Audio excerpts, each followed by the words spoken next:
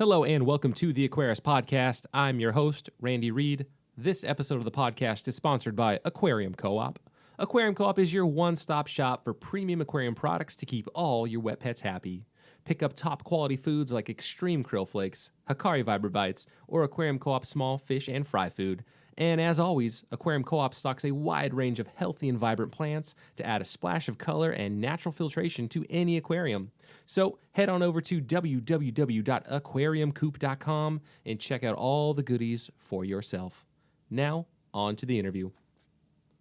Today's date is Friday, February 19th, 2021. My guest today is Zain Khalid. Zain is a multi-species fishing fanatic from Florida who runs the Instagram page Species Spotlight, where he's constantly posting amazing pictures of the native fish and fauna he comes across while out in nature. Zain is also a biology undergrad at the University of Central Florida. So Zain, welcome to the podcast. Thank you.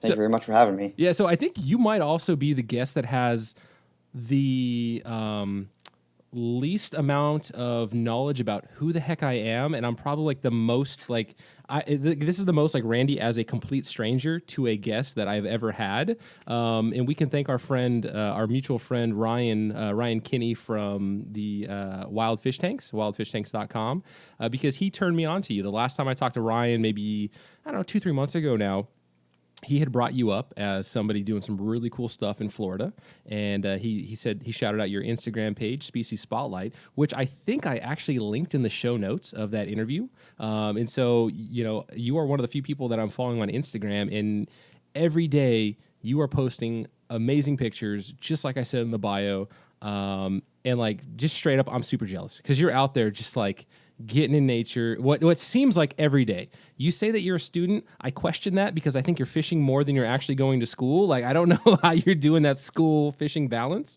but I love your Instagram page, man. And I'm so glad that, you're willing to come onto a complete stranger's podcast and just talk with me.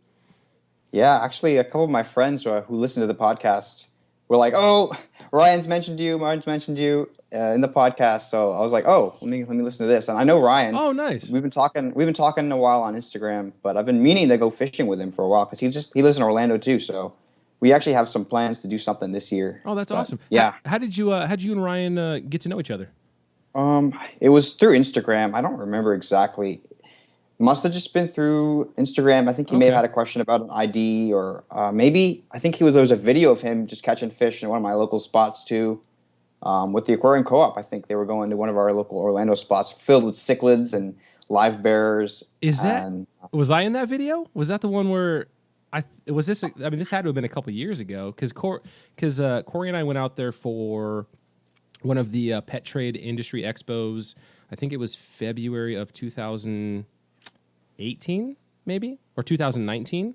It's an older video. Yeah. I don't remember if you're in it or not, but yeah, I just remember he was there and the Aquarium Co-op guy was there, and they were like, "Oh, like that's my friend found that spot and put it on the map," and I went. Nice. So yeah, nice.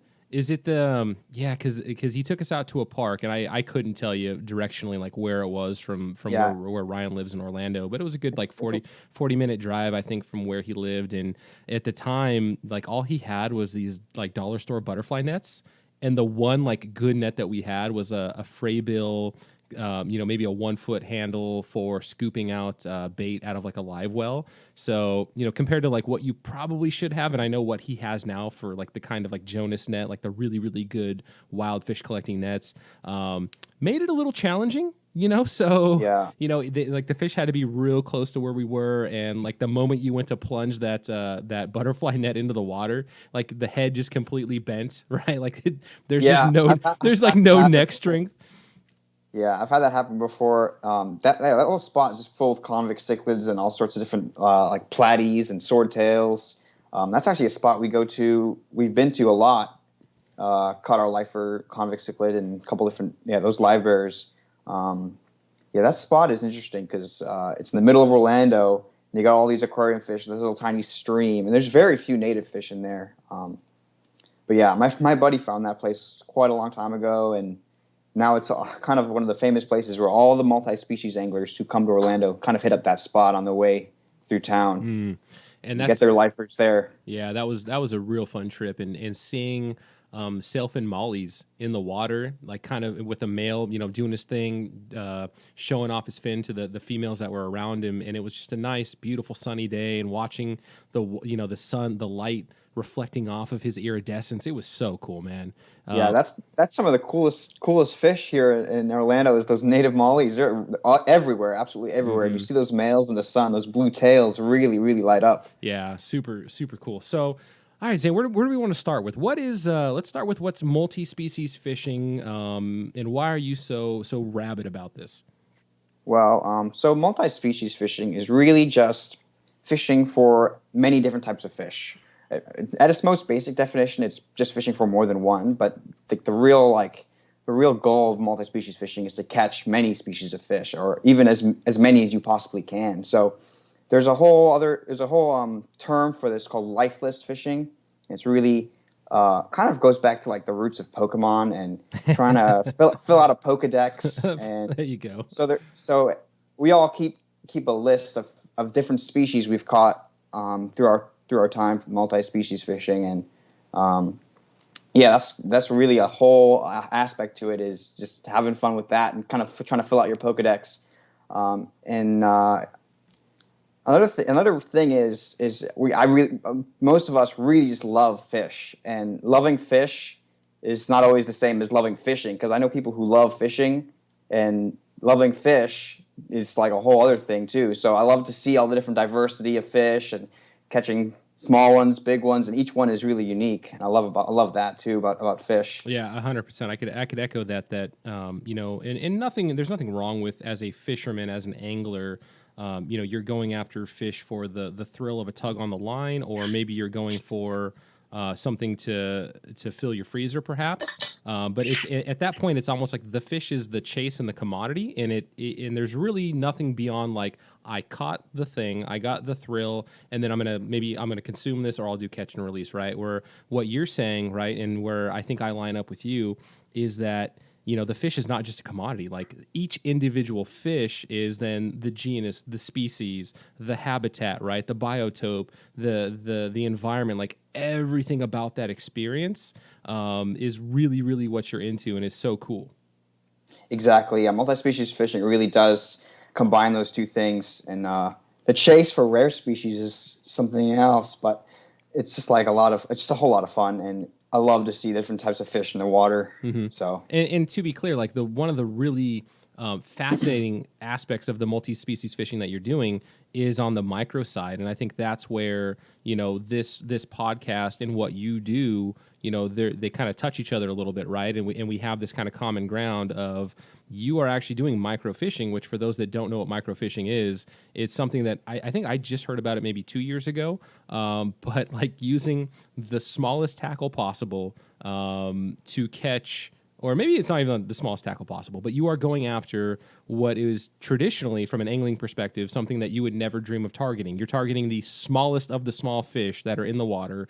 And I'm not talking like bluegill, right? I'm not talking fish like that. Like, a bluegill's massive for like what I feel like you're catching on Instagram. This isn't like smallmouth bass, largemouth bass, which you catch those too. This isn't bluegill and sunfish, or maybe some of the smaller sunfish. This is like killifish. This is the small, like, gambusia. These are the small live bears. Like, you are actually with tackle, with hook and line, fishing, angling for those fish. Exactly that. And that really kind of started when I'd been fishing for about a year or 2 years in Florida, maybe a year. I'd been fishing in Florida, and I'd caught all the big fish. And I'd been like, okay, well, now I got to figure out what else to catch, because the whole point of multi-species fishing is really to catch more and more and more and more different species. And I was like, well, I'd seen a few people using these micro hooks, and I was like, I need to try this. I really need to try this. So I got my first couple like tiny hooks, and it's really a challenge at first. The hooks that you get, they're called Tanago hooks, and it stems from Japan. Mm-hmm. It comes from Japan, and they catch these fish over there called Tanago fish, and they're like little cyprinids. They're little, almost like, they look like a tetra, but they're little cyprinids, little shiner looking fish. Called bitterling is what they're called, is their official name. And they fish for those little fish exclusively over there sometimes. But here I was like, well, I could sit here and catch 1,000 mosquito fish in an hour, but pushing the limits of microfishing was really to see how many different fish can I go and catch and find, and that's a whole aspect to it. And I would I had my Tanago hooks, and I started catching more and more and more fish, and that's really how it all started going down. Let's try and give people a perspective. Like, what is a good comparison of the size of a Tanago fish to something the average person out there would be like, oh, it's the size of, you know, this item that I would commonly find in my house that is crazy small. Yeah, well, these fish that we're normally targeting are 2 inches or less, and we're using hooks that might be considered like a size 30 something fly hook, but they're even smaller than that sometimes. And yeah, these fish, anything under 3 inches really can be considered micro. Okay, so I found one. I found so on the NANFA forum, which I still need to get somebody from NANFA on the podcast. That's the North American Native Fish Association. They have a picture of a Tanago hook there's a Tanago online, there's a Daiichi number 26 and a Mustad number 20. So Daiichi and Mustad are brands of fish hooks for people out there. 26, 20, those are going to be the size. And they have it next to a penny. So if you get a penny out, the Tanago hook it's like if you put it on Lincoln's nose, it reaches up to his hairline on a penny. That's how small this is. They're absolutely tiny, minuscule. It's amazing how many times I'll lose one in my shirt because they get stuck. Yes, like line breaks, and that's insane. The beginning of microfishing can be extremely frustrating if because you're going to be breaking hooks and losing them in places where you're like, and the line is like thinner. It's like a hair diameter. And how do you even tie that? I have a hard enough time tying like a normal braid to a normal sized hook. Like I feel like a bumbling fool when I try to tie that. I could not imagine I would have to pay more to get like the pre-tied ones or something. Yeah, typically I will recommend the pre-snelled ones. They come like that with a red monofilament line. It's like a hair diameter to it, and I'll tie a loop knot to my main line. But after I'd been doing it for a while, I started tying my own hooks because it was cheaper to buy them unsnelled. Oh, for sure. So loose hook, and then I could actually change the line and make adjustments to the line, and actually have each line has different properties to it, and I could use that in my advantage when it comes to fishing. Mm-hmm. Yeah, I mean, this is, God, they're just so small. It's like mind-numbing how small these things are. What's the pound strength of the monofilament that on the pre-snelled ones, or like what's the pound that is it like a quarter pound test? It must be like a half or a quarter pound. It's like nothing. Like a 4-inch bluegill could break you off on this. Wow. Like, they're not meant to withstand much force. For sure. But I actually started tying my own ones that with like a 2-pound tippet, fluorocarbon tippet from like a fly line. Uh-huh. And I actually found that I actually have better like breaking strength with that. So like that really comes into play more like, if you're like fishing around grass, then you'll get your line stuck in the grass. Mm-hmm. Because that hook doesn't want to come out very often. But I've actually been able to use my slightly heavier line to pull it out of the grass. But it's really just for durability's sake. Yeah, that helps. Yeah, because to give more perspective again for people that aren't fishermen. So if you were going to go target, say, bass, like you would use, let's just say, standard monofilament fishing line, maybe 8-pound test? Maybe? Yeah, 8 pounds, 6 pound, 4 pound. You could use anything down like to 4 pound is pretty typical for bass fishing. If you're like trying to be finesse about it. Yeah. But they use up lines like 65-pound braid sometimes. Yeah. This is not about the fish pulling line. This is not about the fish breaking your line. If the fish is breaking your line, that fish was like you didn't want to target that fish anyway. Is this usually how that goes? Yeah.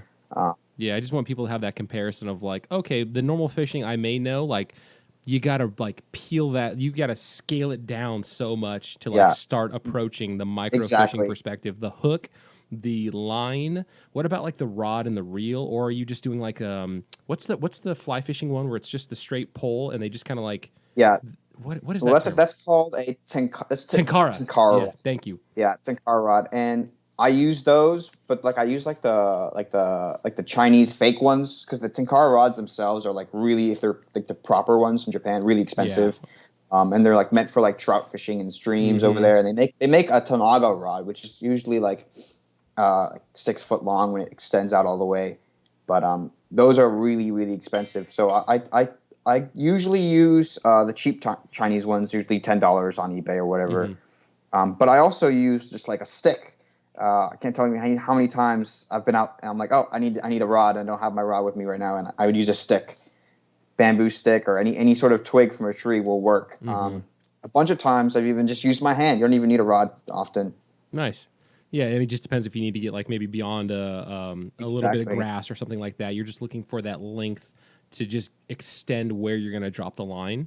Exactly. It's all about reach. It's all about reach. If the Mm-hmm. fish are up close, you use a shorter rod. If fish are skittish and want to stay away and are kind of far out, then I like to use like 7, 8, 9. I've even used 12-foot rods on the regular when Mm-hmm. I'm fishing for shiners and stuff like that. Mm-hmm. So what are you then doing? What are you putting on the end of this Tanago hook? Because a traditional like power bait little ball is going to be like twice the size of this hook. Like what is like what? I guess walk me through like, all right, we've got our hook, we've got our line. You know, let's say we're cheeky and we put it on like a nice little twig, right? We got like we got this nice like 6-foot twig or something. What do we do from there? Well, typically I will use a worm, just a piece of a worm. You can just go to any like bait store, get a couple packs of red worms, and you don't need much at all. At all, one pack of worms will last you like more than you'll ever need for micro fishing for a day. And you just use like the tiniest little like just a fleck of worm Like is how to describe it's it. like one cell, Yeah, of worm sometimes, yeah, DNA or exactly. something. Yeah, it's like a little sliver of worm. And for the more aggressive fish like killifish or mosquito fish, you can use larger pieces. And then sometimes you need to downsize just to that fleck, just to that little piece. Sunfish will typically go for a larger piece, and killifish like that larger piece too. But it depends on which species you're targeting. So worms is one of the best baits. In Japan, they like to use like a rice or like a sort of like a rice paste sometimes for those bitterling. I've used artificial baits pretty regularly. If I don't have worms or live worms on me, I'll use artificial like a gulp or like a power bait type of thing. And really, you just want that hook shank just barely covered in that bait there, and you want Hmm. the hook point exposed. So it's really really really small. I mean, finesse. Like, there's Yeah. everything in this. Like, we haven't even put really the hook in the water at this point as we're talking about it, but like every part of this is finesse. And it sounds like, oh, is regular fishing, you find it too easy and you want a challenge? Come deal with this tiny microscopic stuff. And like, It's it's it's hilarious you say that because there's sort of like a misconception about microfishing is that like, oh, it's easy catching small fish, and a lot of these people who say kind of stuff like that, they don't even know what real microfishing is. I do a lot of ultralight fishing, and that gets mislabeled as microfishing way too often, and it's not the same at all. well, there's almost a certain, and again, this will depend by species, but there are just certain types of fish where you can overdo everything in terms of a strength and size, and the fish will still bite, right? Like, and then it's just a Yeah. matter of you wearing down the fish. Where this is like you don't really get that luxury. Like, you have to. It's all about the present. Well, I'm assuming it's all about the presentation. You want the smallest hook possible for the fish in order to get them to actually to be enticed. Because I mean, their mouths are tiny. They're ridiculously tiny on these Exactly. fish. Yeah, there's actually a couple different options when it comes to the micro hooks, and you'll use the right hook for the right job depending on the size of the fish's mouth.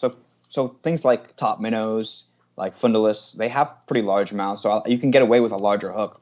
But fish like those little least killifish, you need to use the smallest stuff. And the least killifish, is that the one that's the smallest live bear, and it's in Florida? Smallest live bear, Okay. yeah, smallest live bear in the world. I think they're the smallest. They might be the smallest vertebrate in North America. They're the seventh smallest fish in the world. Wow. I think that's if I remember correctly. That's cool. So let's really like sync this up with the aquarium hobby, right? So hopefully a lot of people out there that are listening to this, they're familiar with the least killifish. Let's say Zain wants to go out and specifically target least killifish, and maybe we'll do this with a couple different aquarium species or North American species that people kind of keep in aquariums, depending on how much you're into native fish. So if I wanted to go out and we wanted to go out and target some least killifish, what is kind of the habitat we're looking for? Maybe you don't have to give out your secret spots. What are we putting on the hook for bait? How is our presentation? What's their typical behavior? Like, just kind of walk me through that. So least killifish are actually one of the most widespread micros in Florida. They're like everywhere, down to the Everglades, all the way up north, and they're pretty much everywhere you find mosquito fish for the most part. So the hardest part about finding those guys is seeing them because they're so small, and they live with mosquito fish, and telling them apart is really, really difficult if you're not sure what they are, if you're not sure what to look for. So what I actually did for a while was I went out with my nets. I was like, let me go find some fish. I went out with my dip nets, netted around my local spots. I was like, oh wow, least killifish are absolutely everywhere. Took a couple back in my aquarium and watched them. I watched them exactly how they fed. I watched how they swam, compared them to the mosquito fish, because they swim different if you watch them up close. They swim different than mosquito fish. So when I went out to target them, I knew exactly what I was seeing. I was like, that's a least killifish, that's a mosquito fish, and I could tell them apart. And I had the hook it was the smallest hook at the time, I think. It was the Gamakatsu Ultimate hook. And tiny little bit of worm. And when I was out there and I finally did see one, sure enough, they ate the bait because they actually are pretty like opportunistic when it comes to food. They'll eat like most live birds in your aquarium. As soon as you put them in, they'll eat the flake food. They'll eat frozen, fresh. You know? Oh yeah. So that's actually one which is not a picky eater at all, and its size is the sole thing that makes it hard to catch. It's just really, really, really small. Mm-hmm. And then I guess from my memory of being out there in Florida, the Gambusia tended to be closer to shore, at least at this particular spot, and not really in cover necessarily. Like they were just kind of out and about. Yeah. That tends to happen a lot, especially in like disturbed habitats without maybe not so many predators or without much natural grass. They'll just be in a school, like a super school, just swimming around. But I actually find in natural places, they're not like overabundant or too overbearing in certain natural places. But yeah, disturbed areas, you'll find super, super, super many. Like they're a species of fish I would consider like a weed. They do well in disturbed areas. Interesting. Yeah, and for those that were curious, the scientific name Heterandria formosa. So that's the least killifish. So the mosquito fish are actually like an extreme challenge when it comes to migrant fishing because they are absolutely ravenous. Yeah. Like schools of piranhas. Just they will never leave your bait alone. You put anything in the water, sometimes they'll just come in swarms of hundreds of them, just like attacking your bait. And that's definitely one of the big challenges if you're trying to target other species of fish when in Florida, especially. So this almost sounds like, as a parent, if I were interested in getting my son or daughter into fishing, obviously not having them try to mess with these small hooks or try to do any tying, but just going out to one of these spots and just letting them catch Gambusia, right? Like that would probably be a pretty fun experience for them, right? Definitely. You know what? I took my sister fishing once, and that's the only form of fishing she likes is just catching mosquito fish. Yeah, because I mean, when you're in the beginning, it's all about quantity over quality. Right? Yeah, exactly. Like, it is just I don't care what it is. If it's in the water, I had this experience in San Diego when I used to live down there. There was this thing called the eelfish, right? I could not give you maybe I could try to give you the actual genus since you're so scientifically inclined, my friend. But the eelfish are on the bottom. Typically, when you are fishing in the San Diego Bay, one of the fun things to go after is the spotted bay bass. Really voracious little species, kind of a junk fish. Like, so you're not keeping them to eat, although some people do. I was always catch and release with those guys. And so I'm kayak fishing in San Diego, which you cannot beat that setup. Like it's kind of perfect. And so going after spotted bay bass, really, really good times. But if you leave your bait, or if you're doing too much like lure jigging on the bottom, that's where all the eelfish are. And the eelfish were just like the are just like those gambusias, right? Like they're just going after everything. They're tearing up your bait. They're just eating the tails of the swim baits, so they're messing up your plastic baits. And then of course you are going to catch them. And as you pull them up, they are the ugliest, slimiest, nastiest looking fish out there. You know, you got to hold on to them to try to get them off your hook, and then your hand. It's like the slime coating is like 10 times that of what's on a fish. Like the viscosity, and like you just can't, like you're rubbing your hand on the side of your kayak trying to scrape all this stuff off. But in the beginning, because I was catching fish, like I didn't care that it was eelfish. But you know, after about a year and a half of doing that, it's like, all right, eelfish, I'm tired of catching you. I gotta get better with my technique, so I'm not setting the hook on an eelfish nibble, or you start to learn those kinds of characteristics of who's doing these exploratory bites, and kind of how they're attacking the bait or whatnot. But yeah, I want to look up eelfish though. That sucker was just so nasty. But yeah, that's actually one of the first things you realize when you start microfishing is that the mosquito fish will never leave you alone. And then if you want to start targeting other fish, you got to sort of avoid them. So that's like a lot of microfishing is trying not to catch those fish. That's so funny. That's awesome. All right, so let's say on some previous episodes of the podcast, I've built up this huge buzz for myself on the Okefenokee Pygmy Sunfish. And I believe that fish and the other ones in the Ellisoma family. Is it genus? Is it Ellisoma genus?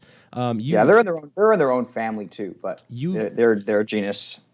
You've caught the Okefenokee and the other pygmy sunfish that are out in your area, right? You've caught a couple different ones. Yeah, I actually net a bunch of Ellisoma around my local spots. I have a lot of Everglades, and I have a lot of Okefenokee in my local river. Mm-hmm. I've actually caught on hook and line. I've caught Everglades a couple times.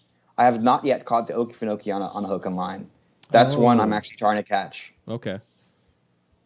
Well, I better fly out there and we can go target this thing, man. Let's do it. They are incredibly difficult to catch on a hook and line. I've only caught 2 on my whole life. So let's talk about that. You've caught 2 of the pygmy sunfish so far. What was different about that? What was your setup? Like what was that experience like? So yeah, that was pretty amazing. So I do a lot of exploring around here, around the Econ-Lockhatchee River. That's my local river here in Orlando. And I see a lot of these places near the river that are they're like flooded puddles, just like swamp puddles. And they sort of dry up during the low water. And then when the summer rains come again, they fill up with water again. And so finally, when I got my nice dip net, I went out dip netting, looking for what kind of fish are in these puddles and what kind of fish are out just all over the place. And I found a puddle absolutely loaded with Everglades pygmy sunfish. Literally a puddle. Like, cannot make this up. A puddle of grass and mud with just loads of pygmy sunfish. And there was no other fish in there besides those. Just Everglades pygmy sunfish. So I was like, well, if I'm going to ever have a chance to catch this fish, it's going to be here, And so me and my friend, we timed it again. We timed it back at the right time, went there, and using little tiny live microworms in this puddle, we fished for 4 hours or something like that, and I didn't catch one. He caught one. So you would think that like you're almost kind of shooting fish in a barrel at that point, but like them being so stubborn and them not wanting to take a bite, even though they're all in this very, very dense area. Do you think maybe they are in more of like a survival, like they know it's the dry season, they know their little water spots drying up, and reactionary bites or feeding wasn't at the top of their mind, or maybe your past experiences of like knowing that okay, it's not in a puddle, I know that they're there and they're still not biting. It's a little tricky to put my finger on. They actually are fairly aggressive feeders if you put the right live bait. But the struggle is they live like on the bottom and at the grass. So getting a bait to them is a struggle. And because it's such a small target is harder to hit than a big target. Mm-hmm. They're like a 1-inch fish, and they're even though they're in a puddle, in the most condensed you'll ever see one. It's hard to get a bait to one. That's actually, we haven't talked about that yet. So tiny microscopic hook on on God, why am I drawing a blank on monofilament? Wouldn't that just float? Actually, that is true. That is true. That's one of the things I've had to like overcome. So most people will just put a split shot, right? So that's Oh, like the okay. first thing you'll do is you'll put a tiny little weight. Small. Some people, depending on the current and the depth, you'll change the size of the weight. But in these tiny puddles, I've actually found that the split shot will spook some of these Sure. tiny little fish. Yeah. Elasoma, I've noticed in my aquariums actually that they're really sensitive to vibrations, and they'll spook at any sign of like they're unsafe, you know? Right. So what I had to do was tie my own Mm-hmm. fluorocarbon leader, and that actually helps the line sink without any weight. Yeah. Yeah. And so I use that often in shallow water where there's no current, and I'm sight fishing or just anytime I'm fishing in shallow water, I don't need a weight, and that's helped me many times with very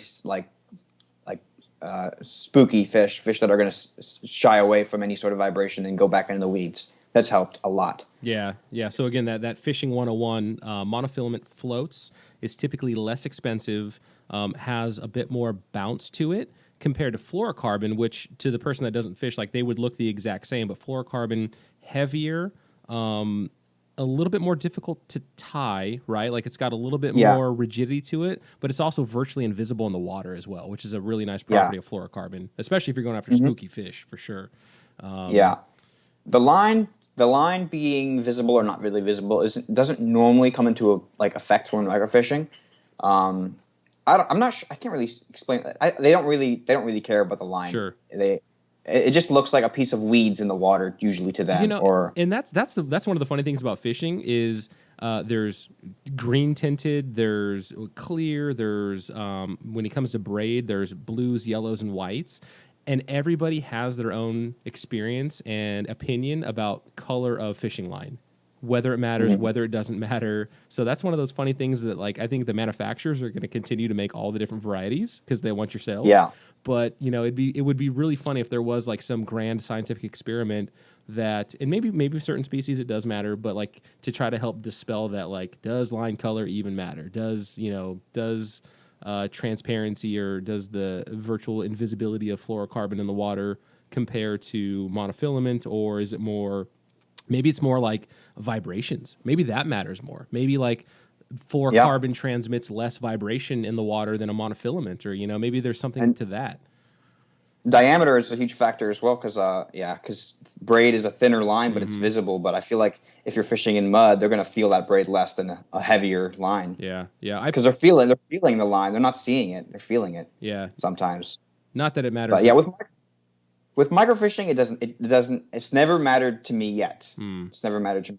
I haven't found a fish that's like seen my line and it's like, well, I'm not going to go for that. I've caught fish in clear water with straight braid. I've caught fish in muddy water with fluorocarbon. It doesn't matter. Yeah, and when you were fishing for these Everglades pygmy sunfish, you said that you're using microworms. In my experience, microworms for like feeding your fry or very, very small fish, they are incredibly tiny, like microscopic. How did you get that on a hook? Did you like just smush it into a paste? These are a little bit thicker than the little the aquatic worms you might culture for your aquarium. Gotcha. These are like little earthworms. Little earthworms. I have a video somewhere of what it looks like on my Instagram. They're just these little tiny, like maybe 1 inch, 2 inch long worms, and they're thin. They're very thin, and so it makes it easy to rig on a Tanago hook without it you can still actually have the live action, which is huge because Elasoma like live food, and that live, fresh bait and the live movement is going to be huge for that. So yeah, that helps a lot. When you kept the Okefenokee in your aquarium, were you feeding them an exclusive diet of live foods, or were you able to get them on some prepared or frozen? You know what? The first time I kept Elasoma, I couldn't identify them. First of all, I didn't know which one was which when I first started doing this, like 3 years ago, and I also kept them in a tank that I didn't feed them at all. I kept them in a tank with plenty of. It was like almost a critter keeper. It was a critter keeper, no filter, maybe 3 gallons, 2 gallons. I tried to breed them actually, didn't work because they probably had 2 different species, but I was able to get some videos of them feeding, and I never put anything in the tank. It was just like whatever microorganisms were growing in there, and I watched them in the grass feeding on little I think maybe larval what are they called, amphipods or something like that. Oh, that's cool. All right, so let's talk then about another species. What is a maybe like targeting some was it not Fungulus? No, not Fungulus. Yeah. Is it Fungulus? That's our native killie, right? Yeah, we have a couple different killifish. Fundulists are like one of the most more diverse groups in the United States. I think they're like the most diverse killifish here. They range all throughout the East Coast, and I think there's even a few killifish on the West Coast that are in the Fundulus genus. Anyway, yeah, we have plenty of different fundulists here in Florida, and they're actually one of the easier fish to target. The first one you might find here in Florida would be the golden top minnow. They're widespread, kind of common. You'll find them usually alongside like the mosquito fish and the mollies, and they're very, very common around here. And fundulists, in my experience, are rarely picky eaters. They feed usually off the surface. You put a piece of worm, you put a piece of bread, you maybe even put a piece of rice or anything like that. They'll eat it pretty quick usually. Yeah, and a golden top minnow, that is a beautiful fish too. Like that is not a bad looking fish. Yeah, the golden top minnow, they're awesome, and they even come with a kind of sort of a rarer variant. Oh, That's a melanistic variant, and the males will get the black spots, and that's a genetic trait actually. So those are really, really cool. I find those often here, but usually it's like not every place will have them. It's like sort of runs in the population. Oh, I see it now. It's almost like to try to compare it to an aquarium, to like a typical aquarium fish. It's like the like Dalmatian-y kind of looking platies, Yeah, like that black exactly. splotching. It's cool. That's actually really Yeah, neat. except it only occurs in the males. So that's a really cool one. Actually, mosquito fish will get that too. Our native mollies will get that too. The males will get that black spotting. Interesting. Why? What's the theory behind that? I know it has to do with heat, and the warmer temperatures increase the likelihood, but I think it also just boils down to random mutation, and then it becomes genetic. Have you ever what is like the wildest mutation that you've ever caught out there? Have you come across like any true Oh wow! albinos, or like what are you seeing? Very actually recently, I think it was just end of last year. I found a bluefin killifish that was completely like solid white. Um, I think we called it leucistic, but it didn't seem albino. Or maybe it was xanthic. I forgot the term for it, but it was a bluefin killifish, completely white. And I talked to guys who collect killifish here in Florida. They've netted thousands, millions of different killifish, and they've never seen one like that before. Wow. So you're like, So so that's like pulling up the blue lobster, off the coast of exactly, Maine. It's yeah. like one. I remember when we first saw it. We had no clue what it was, and I just told my friend, "Grab the net, grab the net." We did this thing immediately. Like we had no clue if it was like a native or like some sort of aquarium fish. But then as soon as we netted it, we're like, "This is a bluefin killifish." It's like so weird looking. And my friend took it back, and we're like, "We could breed these before. We could breed these." Ended up not doing well in his tank and died, unfortunately. yeah. It would have been so cool to breed a line of like golden bluefin killies. It's truly it's very sad now. Do you have that But one? Did you get a picture of that one to put on yeah, your account? I got a picture of it here. I can send a link to you. Yeah, please, But if you've got it. Yeah, I'd love to see that thing, because I mean, as they yeah, are, the bluefin killifish is that's a pretty cool looking yeah. fish too. So this thing was completely colorless, just kind of golden yellow, and it was a female. I wonder what a male would have looked like. Oh wow, okay. Because males typically, if they're a typical male will have the blue fins, and they'll have a dark stripe going down. They have a red tail, but this thing had no color at all, like no stripe, nothing. So let's see here. I want to compare this one to. Let's see here. Wow, yeah, that's so neat. That's Yeah, cool. That's cool that you've caught like a 1 in a million kind of fish. yeah. And the thing is, those fish are rare to be produced, and even rarer to like find, because they don't survive in the wild. They just get like eaten. Yeah, and I mean that the distinctive black bar going through the eye, is that fairly uncommon to other fish in the area? Like, misidentification, or like, no, it's got that only the bluefin killie in this area has that black bar through the eye. Really, that black bar is like is in bluefin killifish, yeah. But it also like the shape and the fins and the mouth. It's all. I mean, like, it's not a misidentification. That's a bluefin killi. Yeah.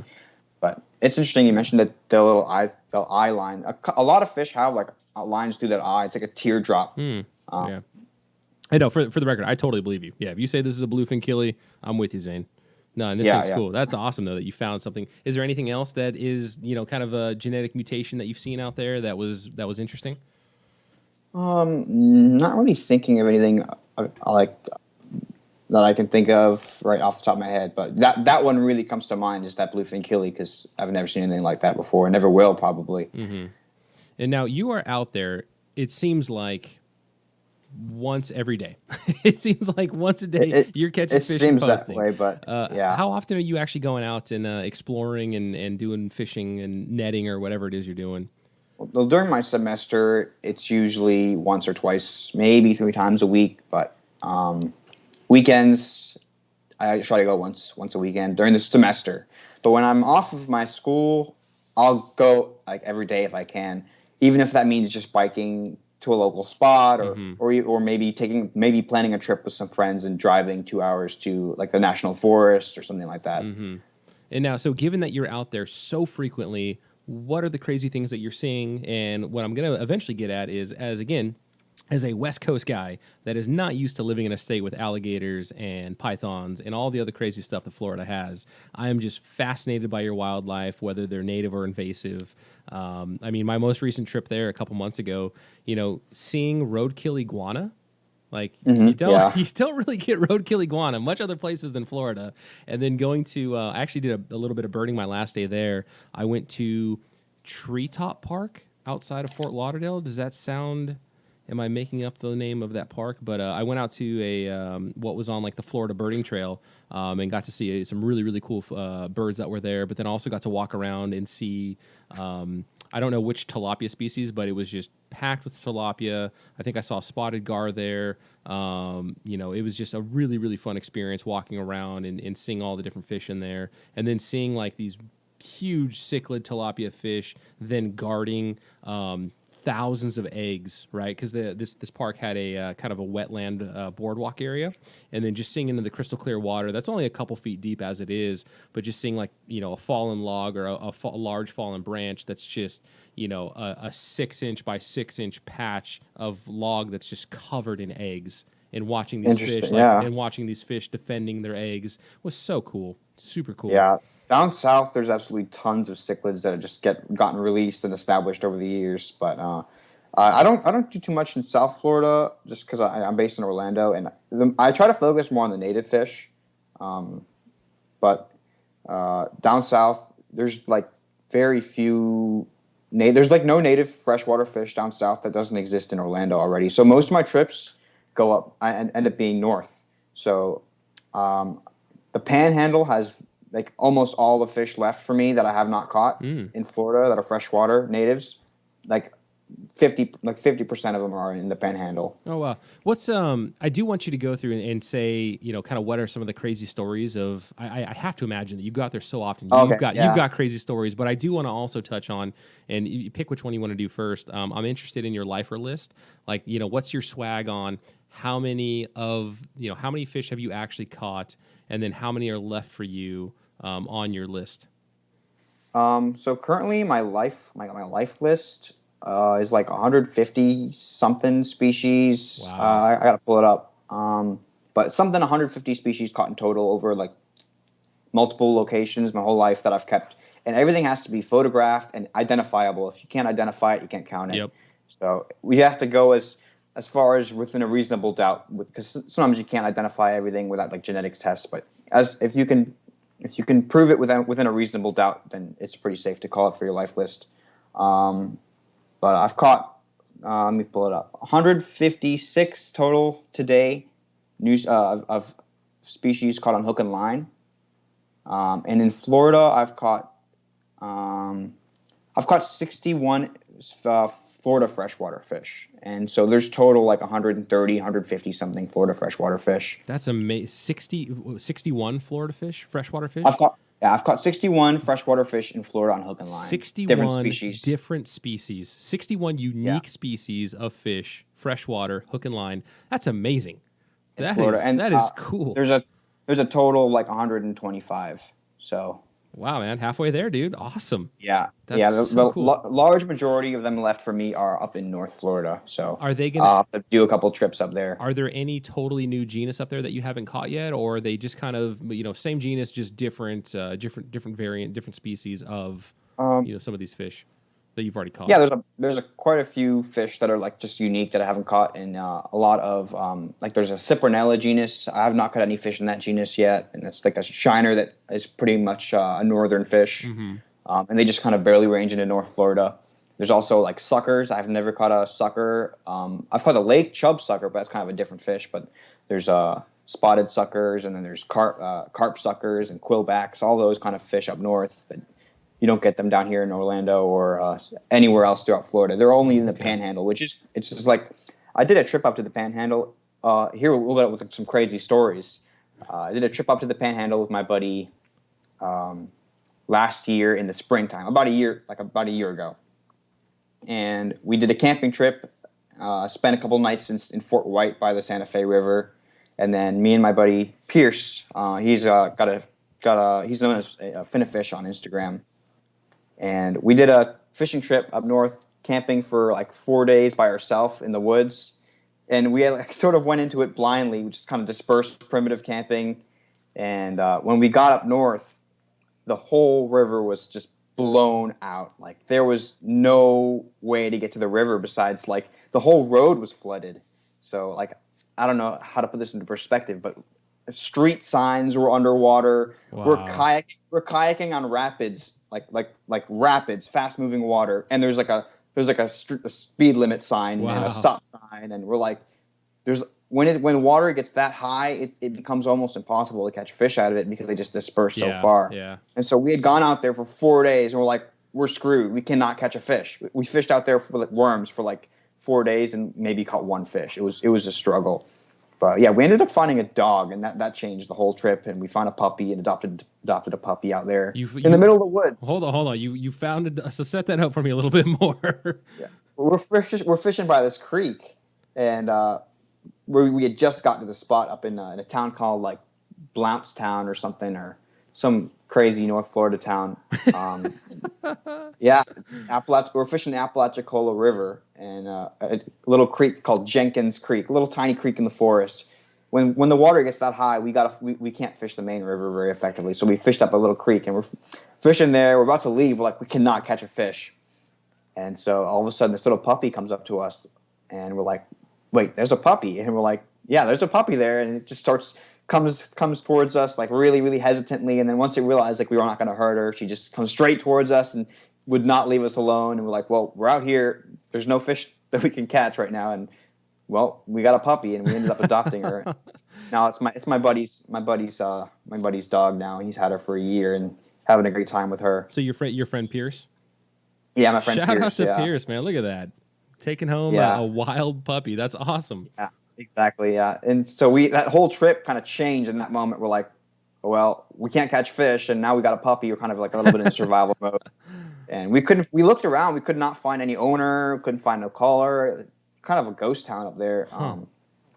Weird place. It's like so un-Florida. Like I go all over the place. Me and my buddy, like we never felt so uncomfortable in Florida our whole lives. And we're like up north. We're like, this is weird. It's like there was some creepy stuff up there. Like we'd just be at the side of the road and there's like a dead chicken just with its head chopped off. We're like, what is going on? Did you hear any banjo music in the background that was that one? Could have been any of that stuff going on? Not man. Really, but yeah, it was. Yeah, we were out there at night too with the dog for the first night, and all of a sudden a pack of coyotes was like right next to us. We're in the tents and we're like scared for the dog, or like because coyotes will chase the dog, and we were kind of scared for the dog, but it was quite a trip. Yeah, where I live right now, it's pretty much kind of in the forest of outside of the Seattle area. 150 foot tall fir trees and all that stuff. So we have black bears roll through here. I was jogging one night and saw this big giant mass in front of a knocked over garbage can, and I shined my light on it. Sure enough, massive black bear. And Yeah. there was this like weird standoff where it's like, oh crap, because there kind of weren't a lot of houses in that area where I was. And so then I'm like, all right, let's try to make some noise. So I'm like, bear, run. And then the bear ran away, thank God. Because Nice. yeah, had he been like, you're gonna try to get some of my garbage and came at me, I probably wouldn't be here right now, or maybe less an arm or Yeah. something. But we do It's get, we get coyotes for sure. And at like 2 a.m, you will hear the pack of coyotes just yapping, and it sounds like they're right outside our window. Yeah, it's actually interesting. I go all over the place. Sometimes even solo missions at night in the forest. I actually have had like I can't even think of very many like wild animal encounters that were like kind of scary. Gators, I actually don't run into them very often, surprisingly. Um, I see them from time to time, but they kind of just keep their distance. Um, there'll be a couple times where I'll be fishing like around the coast, like the Cape Canaveral or Merritt Island National Seashore. Marin Island Wildlife Refuge and that side of the East Coast.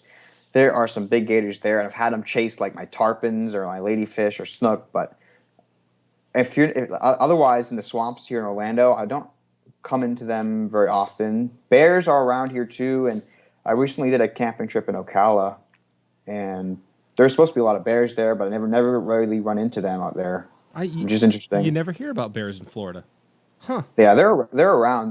We have black bears, we have Florida bears throughout like the whole peninsula, but I've never run into them. Yeah, interesting. Uh, The bears never get any love in the news. I mean, that's good that they're like probably not yeah, attacking people, but it's you yeah, always hear about the gators, you always hear about the pythons, you hear about the iguanas, but the bears don't ever get any love.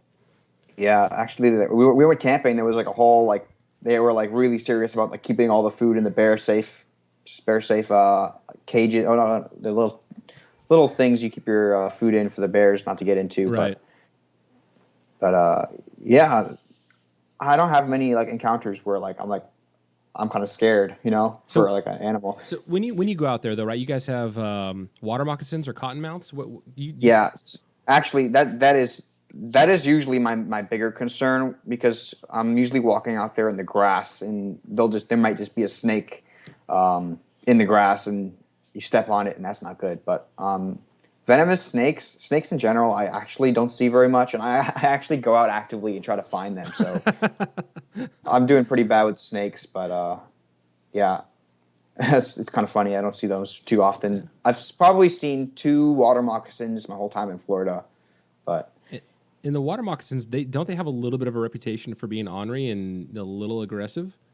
I've heard people say they chase them. But the 2 times I've run into them, they just kind of like ran away as soon as Mm, possible. I was like, whenever someone tells me like a snake story, like, oh, he chased me and bit up my leg 3 times if I wasn't wearing snake proof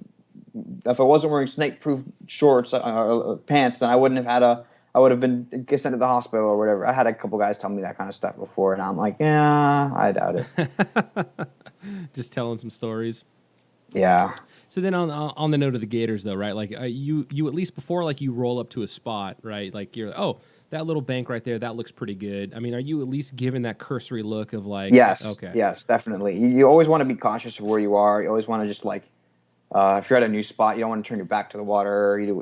That's always a thing, and especially when I'm wading through these swamps around like this time of year, like March, April, May. That's like the nesting season. That's a big time to be mm, like on guard. If you're going into the swamps that I'm going into, then it's a concern. But usually, like most people aren't going to have very many like. And you know what? Down south, it's a whole other thing. Down south, I see them all the time. But you know what? Here in like Orlando, in my neighborhood ponds where there would probably be more gators, they get like they get captured and taken to like other places. They don't relocated. like Yeah, the neighborhood will complain about them or which yeah, is it just happens when you have people living next to gators. yeah. What about the invasive pythons? Have you ever come across any of those?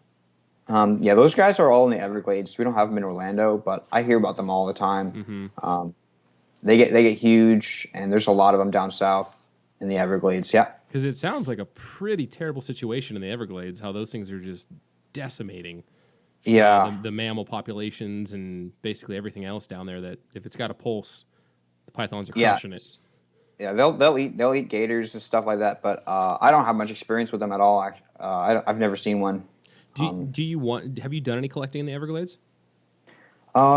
Have not actually. Okay. Have not at all. Are, I've been there once as a kid, but I have not done a whole full trip down there. And you know what the reason why? The reason why is there's just no native fish for me to target down there that I okay. haven't already caught. Gotcha. There's like maybe there's some saltwater stuff but that's saltwater. Right. It's a whole other thing for me. Are there any invasives that you have gone out to purposely target? Like maybe like a snakehead, right? Because I believe those are in the canals in Miami and whatnot. Yeah, when I was a kid, I actually did a trip down to catch some snakehead. I went to like Palm Beach and met up with a friend there, and we caught some clown knife fish. That's nice. a cool one. It's a really, really cool one. That's like such a unique fish. So a clown knife, I feel like that thing would be incredibly difficult to catch. What was your experience with that? Well, they're invasive, first of all. So there's quite a lot of them what I've noticed. There's a lot of them, but they have sort of a limited range down south for now. And they're nocturnal too, so that's a whole other thing. But they're predatory fish. So you can target them with live bluegill or shiners, and they'll eat that. But because they're predatory, we had fun targeting them with lures. Yeah. Typically, because they're nocturnal, they'll stack up in the dark areas during the day, because they don't like the light.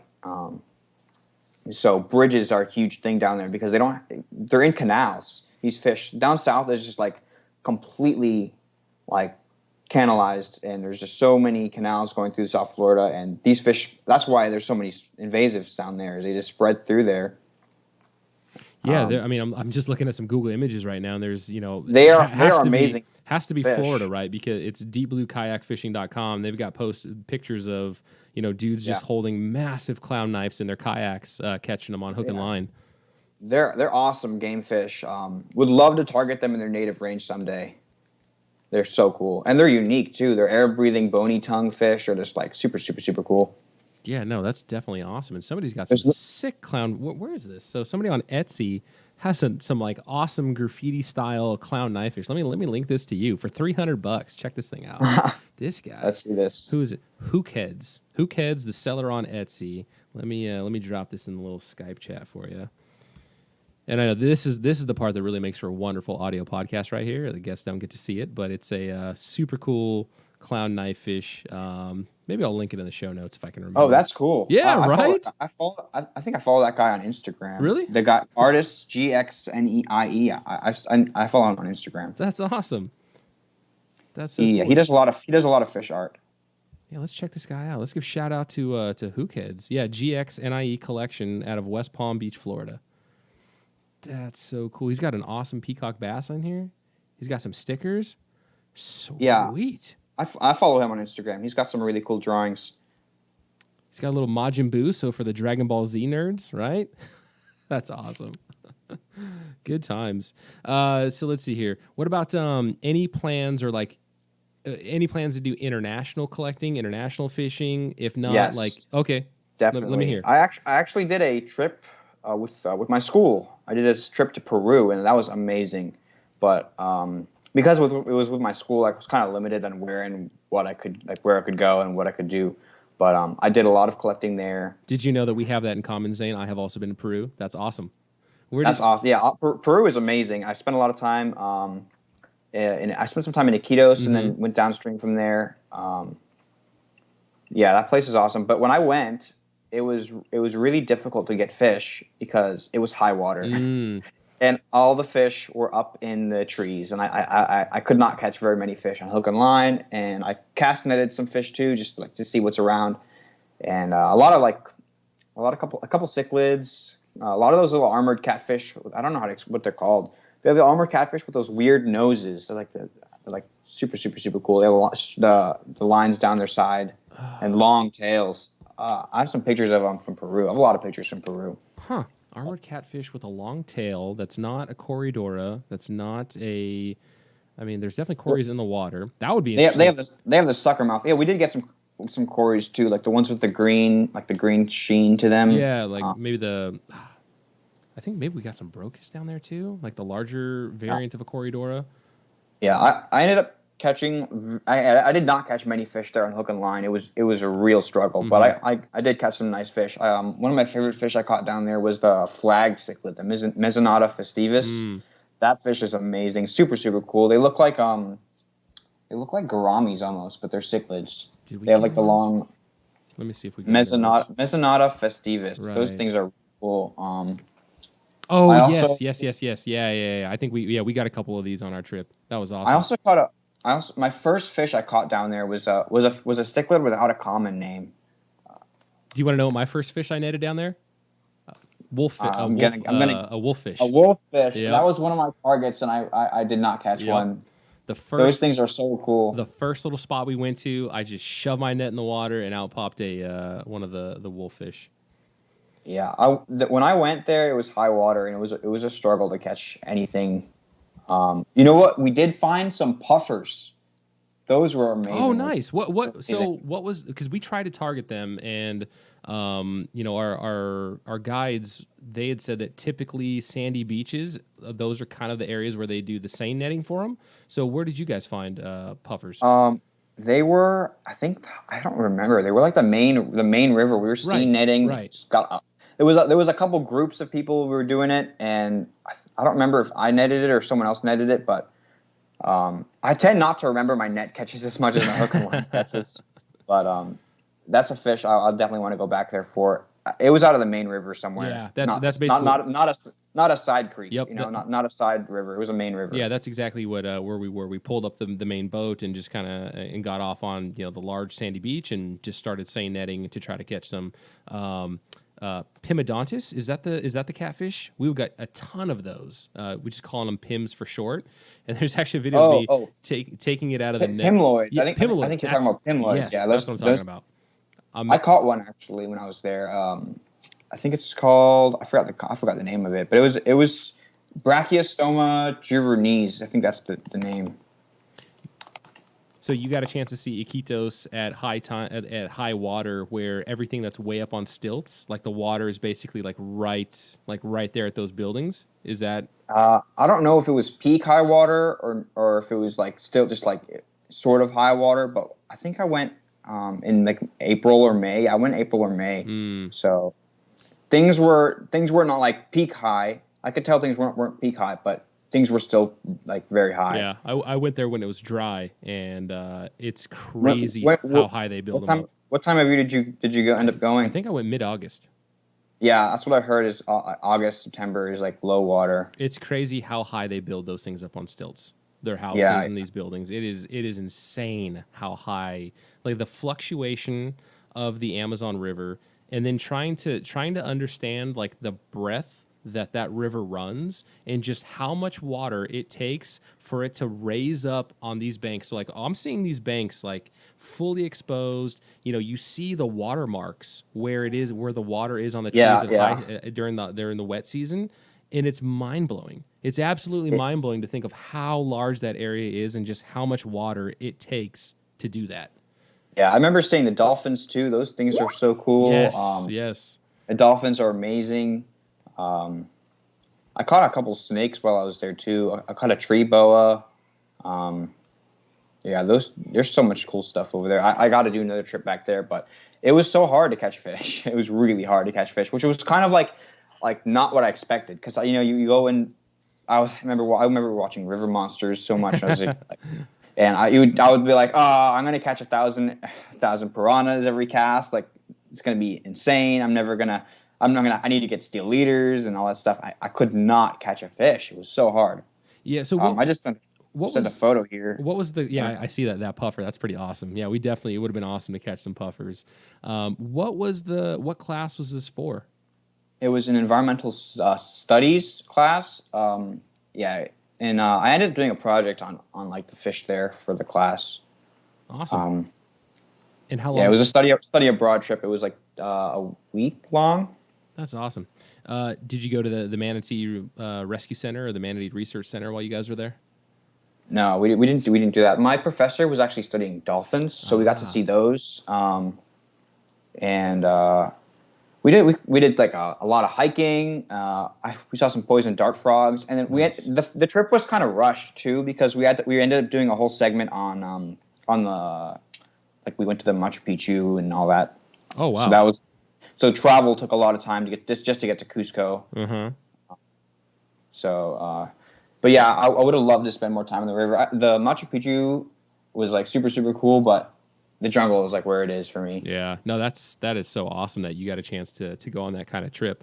You know what? I do want to go back to Cusco and fish the rivers there because that's like the headwaters of the Amazon. There's a couple of rivers got stem from like the mountains and kind of like rapids like down the mountains. I remember when I was traveling there, I got to see that how the rivers were there. It looked really cool. Are they going to have more like benthic-y kind of darter kind of fish that are? I think it's a lot of tetras and really?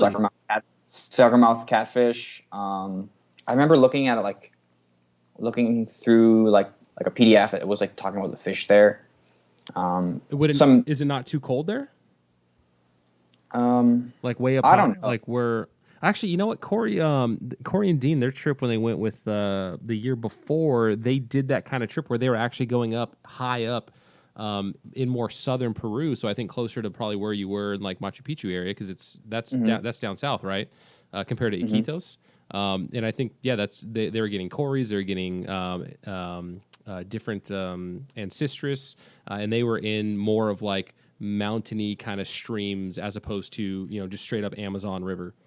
Yeah, typically in like the Amazon, like the rivers and that drainage, it's going to be either a tetra, a catfish, or what was the other one? Yeah, tetras and catfish are like super super common there. It's like everything's a tetra, even the piranhas. They're all in the caraciforms. They're all basically that.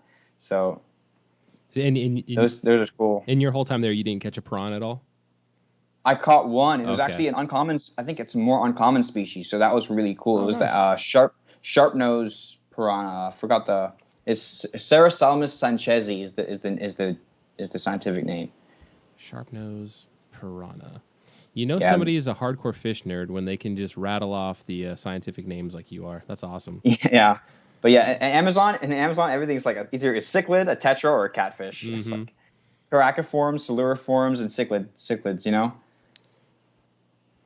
Yeah, it's amazing, like how many epistogrammas you can catch when you're going netting. Epistogrammas, the killies. It's insane. It's like epistogramma heaven down there. Well, that's. Yeah. I think I may have seen a few when I was down there. Caught a couple there, but with my nets. Mm-hmm. So then tell me about so educationally, and I think we'll wrap up because we're hitting that. Well, we're definitely over the hour mark, so I appreciate your time, Zain. Your education right now, so you are a biology major, and once you finish with your undergrad, you still have academic aspirations, right? And so kind of what is that, and then how does that tie back into multi-species fishing, microfishing, all that fun stuff that you do? So right now I'm an undergrad at UCF. I recently changed from engineering. It took me a while to realize I don't want to do engineering, even though the classes were like all right. I was like, I'm getting through these classes, but I don't want to do engineering. So I was like, I need to do something I want to do. So I changed to biology, and classes are actually harder for me, believe it or not. The biology classes are harder for me than the engineering classes. But after I finish my undergrad, I want to go to do a master's program somewhere. For, hopefully, genetics is what I really want to do. And then, with that genetics, like what do you want to do with that? Currently, not totally sure. I just want to learn about it and then be able to my goal is just be able to run my own fish clips. That's what honestly is what I want to do. It would be so cool to I caught this weird cichlid out of this ditch in Florida. What is this? It's like, well, I'll run some clips and find out they're all hybrids anyway, Mm-hmm. And a fish clip would be like you would take a clipping of their fins, and then you would run your DNA analysis on that. Because as you said, like some of these species, they look so similar to each other, even though it's like known there's like 2 or 3 or multiple species within a given genus, they're like from a phenotype perspective, they look identical. So you almost Exactly. need to do the genetic fin clipping to actually figure out what the hell it is, and maybe it might, like you're saying, be a hybrid.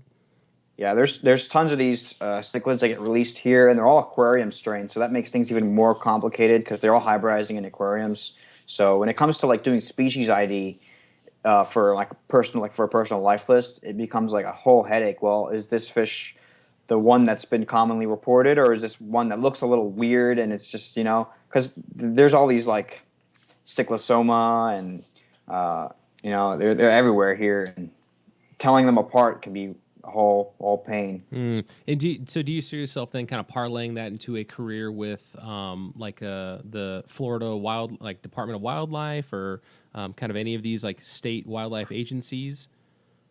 Maybe I would like to do my own research for like maybe some of those organizations, but I might end up just taking this and just doing something career wise in the health field. Okay. And then I could run genetics if I could run genetics for myself on the side would be perfect. Gotcha. But career path a little blurry at the moment. But. Yeah. Just so I think you're on the right path, I guess, to reiterate that in terms of you're following a passion, right? You're following what you have a personal passion for, and that is ultimately going to lead to way more satisfaction in the long run for you, because you're not, necessarily chasing a paycheck, right? Or just a career. You're chasing your passion first, and then hopefully, you can a career just blossoms from that. Exactly. That's what I'm hoping for, at least. All right, Zane. So I'm going to be in Florida in a couple months. Where are we going, man? Hit me up. I'm in Orlando, so if you're coming through Orlando, let me know, and we'll do some. We'll probably get some Pygmy sunfish. I'm sure you'll love those. I was gonna say, like, what is your perfect, like, I'm gonna take a newbie to this, like, what are you gonna have them do? Like, what's that itinerary? It depends what you want to do. Do you want to microfish or do you want to go netting? It's like Both. Those are Could we do different things. All right, I'll take you to my river, and the best time would be like now through April when it's low. Otherwise, doing river stuff in the summertime is like kind of hard because everything floods. Mm-hmm. But there's a ton of like swamps we could go to and just catch some killifish, catch some shiners. Shiners are all over the place here too in the rivers. That's awesome. Some of the prettiest shiners too. There's some bright red ones, and they're so cool. That's awesome. Well, I think me, you, and Ryan, man, and we'll they all adjust well for your tanks. Oh, nice. Yeah, we gotta make a trip, and they all do well in your tanks. Shiners, killifish, they all do well. Mm-hmm.